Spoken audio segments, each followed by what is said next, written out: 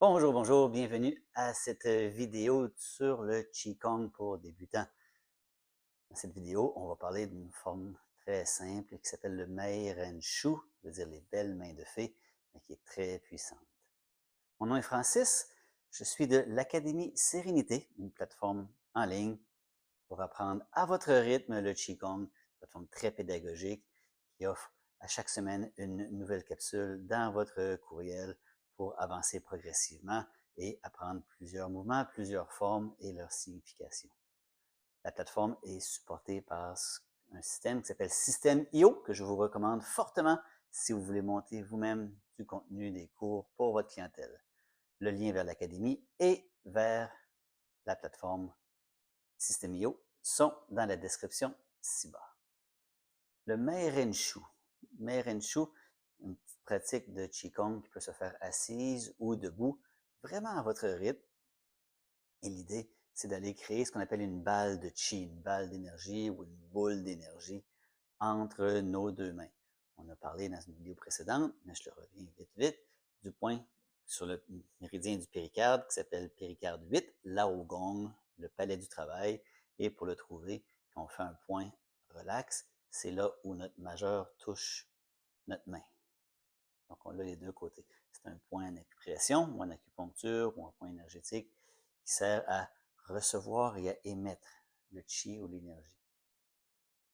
Donc, on va tenter avec différents mouvements de créer cette boule d'énergie puis de la sentir.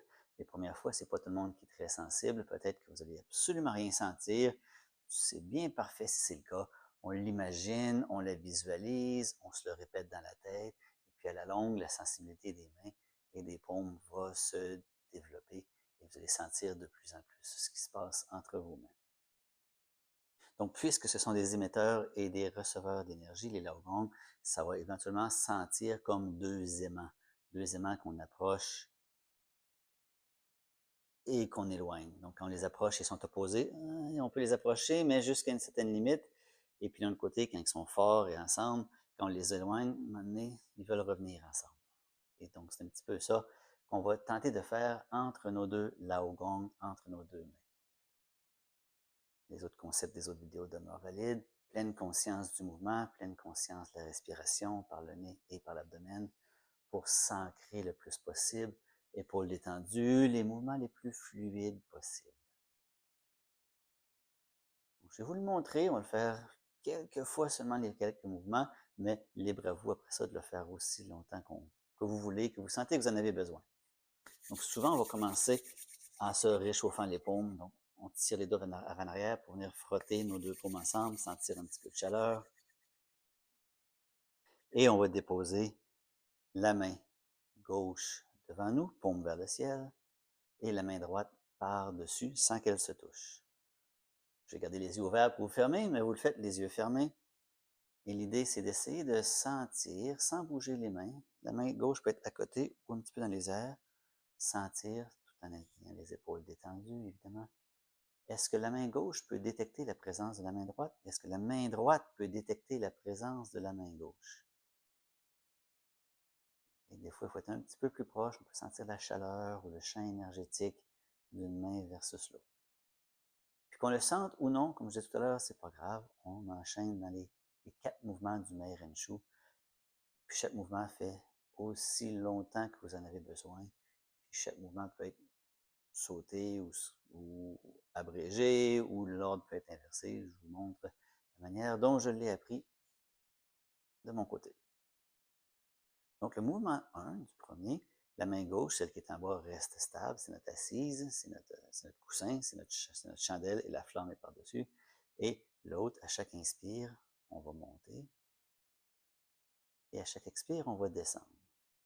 On essaie d'imaginer que c'est le ventre qui se gonfle et le ventre prend l'espace et ça fait monter la main. On fait de l'espace au ventre. Et en descendant, on descend parce que le ventre se recontracte en expirant et la main redescend. On peut aussi imaginer qu'en inspirant, c'est le diaphragme qui descend. Quand le diaphragme descend, comme un système de poulie de levée, le diaphragme descend, ça fait lever ma main.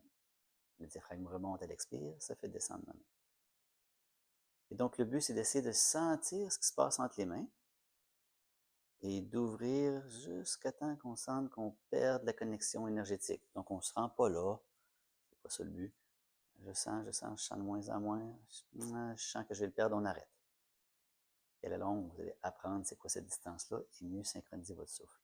À l'expire, c'est la même chose, on contracte, mais sans vouloir écraser. Imaginez que vous avez une boule de pâte à modeler.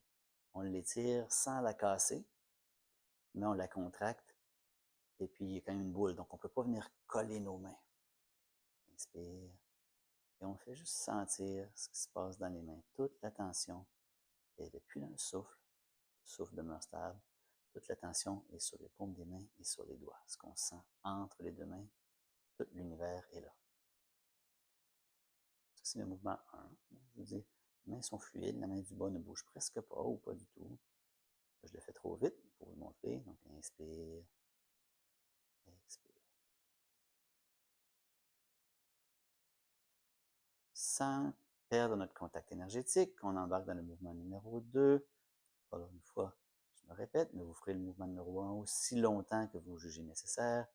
Mouvement numéro 2, je trouve le point médian, un petit peu le point où j'ai commencé, donc pas le point le plus écrasé, ni le point le plus étiré. Inspire, expire, mouvement 1. Et je fais juste commencer à tourner, comme si j'arrondissais une boule de neige pour les gens du Québec. Donc, je ne peux pas tourner trop gros parce que la boule de neige, elle va tomber. Donc, je tourne un petit peu dans le sens horaire. Vous voyez ma main? Mes deux mains sont dans le sens horaire.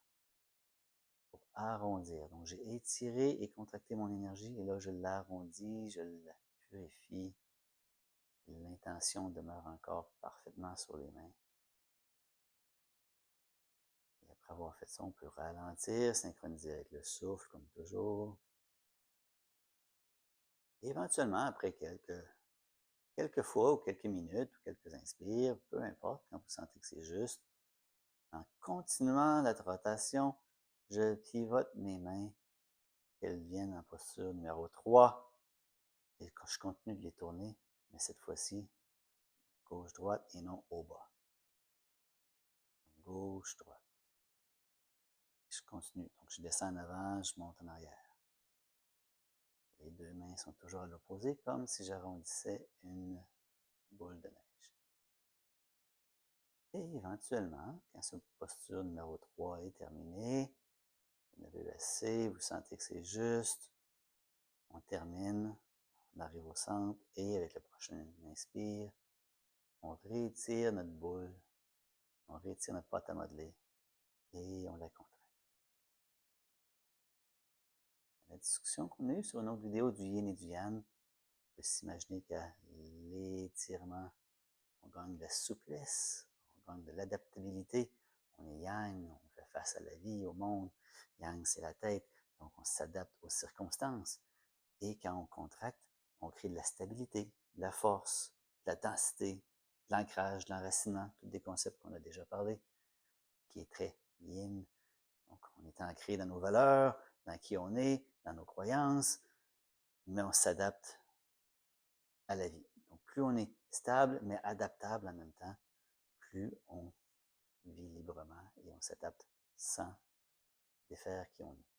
Donc, c'est un petit peu ça l'idée, autant dans ce mouvement-là, que là, je le purifie, je l'arrondis, je continue de le purifier, de l'arrondir et de rendre mon énergie parfaite. Éventuellement, encore une fois, je me donne de dynamisme, de l'expansion, de la fluidité, de la souplesse, de l'adaptabilité, mais je renforce ma base et ma solidité et mon ancrage.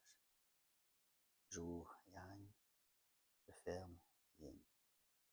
J'ouvre, j'inspire, j'expire, je ferme. Donc, nos 4 mouvements, main gauche en bas, 1, 2, 3 et 4. Et le tout peut prendre 1 minute, peut prendre 5 minutes, peut prendre 15 minutes. Et à la fin, puisqu'on a créé de l'énergie, ou on l'a imaginé, ou visualisé, ou vous la sentez, entre nos deux paumes de main, on a une boule d'énergie, et puis nos paumes l'ont créé et l'ont senti. Ça serait triste de juste se lever et de perdre cette énergie-là qu'on a amplifiée, qu'on a purifiée. Donc, à vous de voir, On peut prendre les deux mains et les mettre sur notre bas-ventre, qui est notre réservoir de chi, sans peser fort, juste sentir et transmettre, ou sur notre tête, ou encore n'importe où sur votre corps où vous sentez qu'à ce moment-ci, c'est juste et bon. Si vous avez une douleur d'épaule, un mot de tête, peu importe, un deuil que vous vivez, sur le cœur, sur le poumon, sur l'épaule, peut-être à deux endroits différents. Vous voyez le concept un petit peu.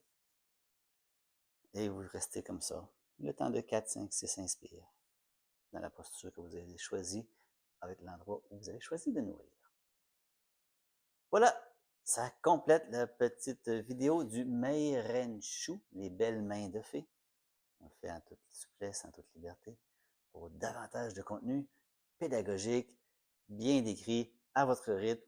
L'académie-sérénité.ca, un lien juste ici en dessous. Vous trouverez également le lien, comme je vous disais initialement, sur System.io pour créer votre propre plateforme, mais également un lien sur les différents livres que j'ai publiés sur le sujet du Qigong et de la croissance personnelle. Et bien sûr, on s'abonne à la chaîne. Bon Qigong!